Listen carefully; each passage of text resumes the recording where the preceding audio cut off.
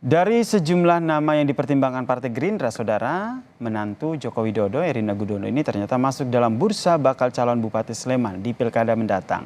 Lantas bagaimana peluang menantu Joko Widodo ini di percaturan politik praktis? Kita bahas bersama dengan peneliti SMRC, Mas Saidiman Ahmad yang telah bergabung bersama kami di Kompas Malam. Selamat malam, Mas Saidiman. Selamat malam Mas Yasir. Jadi menurut Anda nih Gerindra serius nggak sih ini akhirnya ingin mencalonkan menantu dari Joko Widodo atau hanya ya lempar isu aja dulu? Iya, saya kira memang sesuatu yang serius dimulai dari melemparkan wacana ya, dan saya Mm-mm. kira ini bisa saja terjadi. Yang pertama kita tahu bahwa di Sleman ini Gerindra kan tidak bisa mengusung sendiri calon bupati, masih butuh sekitar 4 kursi tambahan Mm-mm. dari 6 kursi yang sekarang diduduki oleh Gerindra di sana. Karena itu butuh kekuatan politik di luar Gerindra. Jadi mereka tidak terlalu leluasa mengusung calon pada dasarnya, butuh kerjasama dengan partai lain. Tentu dalam hal ini mereka butuh mencari misalnya figur yang alternatif yang bisa diterima oleh semua kelompok. Selain misalnya alasan politik tadi, tentang tingginya apa namanya pemilih dari kalangan muda, saya Mm-mm. kira itu betul.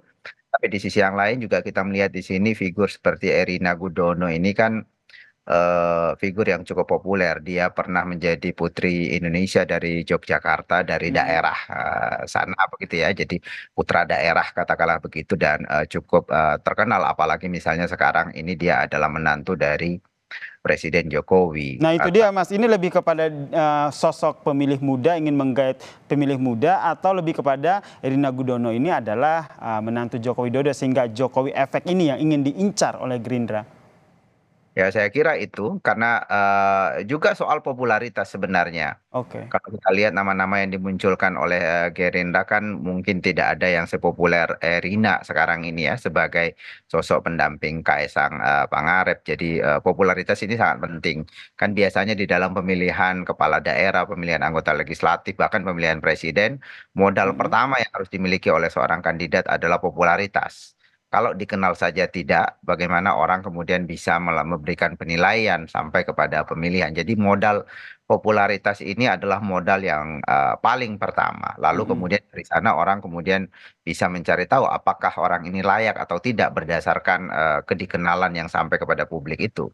Jadi saya kira itu dari sisi popularitas Mm-mm. Erina kira memiliki modal sosial yang mungkin lebih baik dari nama-nama lain yang potensial di Sleman begitu ya.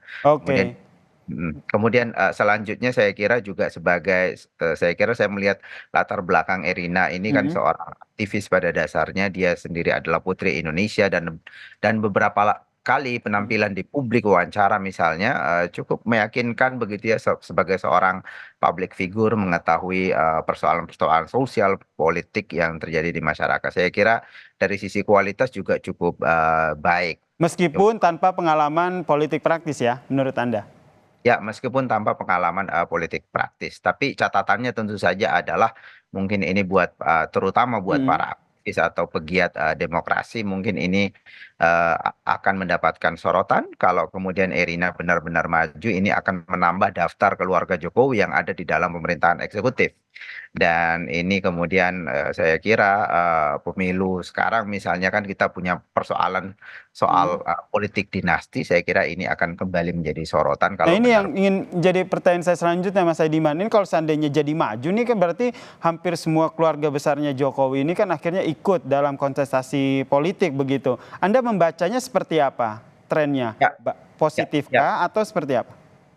Saya kira itu akan menjadi catatan serius. Saya melihat Mm-mm. misalnya laporan dari sejumlah lembaga pemerhati demokrasi atau pemerhati kebebasan di seluruh dunia, lembaga seperti Varieties of Democracy itu masih menempatkan posisi Indonesia tidak fully democratic country gitu ya, masih masih punya masalah, dan khususnya persoalannya pada sisi check and balances karena tidak ada kekuatan penyeimbang. Kekuatan Pak Jokowi ini yang ada di eksekutif ini sangat dominan.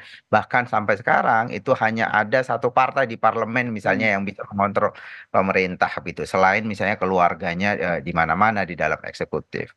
Kemudian juga dari Freedom House saya juga agak khawatir melihat perkembangan ya, catatan dari Freedom House yang menempatkan Indonesia kan ada political rights dan civil liberties. Mhm. Selama ini political rights kita cukup oke gitu ya. Dari 1 sampai 7 posisinya 2, walaupun belum sempurna, tidak pernah sampai 1. Tetapi sekarang ini naik menjadi 3 dalam tahun ini. Saya kira persoalan-persoalan politik kita, ada politik dinasti, ada dominannya kekuasaan Mhm. eksekutif dan seterusnya, itu membuat skor demokrasi kita turun dalam setahun terakhir atau dalam 5 tahun terakhir dan Oke. terparah 1 tahun terakhir. Nah, kalau kemudian Erina masuk ke gelanggang eksekutif lagi, saya kira ini akan memperparah pandangan dunia internasional soal kondisi demokrasi kita. Termasuk pengkaderisasian di partai sendiri ya, karena kalau kita Erina ini kan tidak, selama ini kan belum masuk dalam satu partai tertentu begitu. Apakah Anda juga Ya, membaca hal itu? iya betul, itu juga akan memperburuk. Salah satu persoalan dalam demokrasi kita kan masyarakat kita mungkin semakin demokratis, sistem Mhm. pemilunya oke gitu ya, tetapi di partai itu tidak ada kaderisasi yang baik. Ketua-ketua partai kan itu saja gitu umumnya gitu, dan juga ya itu tadi ada proses instan untuk menjadi seorang pemimpin yang diusung partai politik itu hanya semata pada popularitas, bukan sesuatu yang tumbuh dari bawah melalui kaderisasi yang normal gitu ya dalam sebuah organisasi. Saya kira itu juga catatan yang sangat serius untuk pendewasaan kepartaian kita, tampaknya belum terjadi cukup Mhm. signifikan. Tidak ada kemajuan yang signifikan ya, terutama dalam demokratisasi partai juga dalam Mhm. sistem pengadaran di tubuh partai. Jadi menurut Anda, ini hemat Anda dari sejumlah pertimbangan itu, baiknya nih Erina Gudono ini maju atau enggak sih? Tentu kan, kalau kita bicara yang ideal, Mhm. mestinya memang ada upaya dari partai-partai juga untuk kemudian memperbaiki, situasi demokrasi kita yang mengalami kemunduran dalam 5 atau 10 tahun terakhir. Mhm. Tetapi kan, dalam real politik kadang-kadang pertimbangannya bukan cuman itu, tetapi pertimbangannya pertimbangan elektoral, yang diambil oleh partai politik sejauh itu memungkinkan dan itu bisa mendatangkan kemenangan, mungkin mereka akan lebih mempertimbangkan itu. Tetapi, Mhm. jangan lupa bahwa masyarakat kita sebetulnya belajar dari waktu ke waktu ya. Mereka belajar bahwa, apa namanya, pemilu ini memang menyediakan ruang bagi mereka untuk melakukan eksperimentasi. Kalau mereka ternyata melihat eksperimentasi dari keluarga Pak Jokowi misalnya di dalam pemerintahan ini merusak demokrasi kita, jangan lupa bahwa masyarakat kita menganggap demokrasi ini adalah sistem politik terbaik untuk bangsa Indonesia. Dalam Baik. survei-survei kita menemukan itu.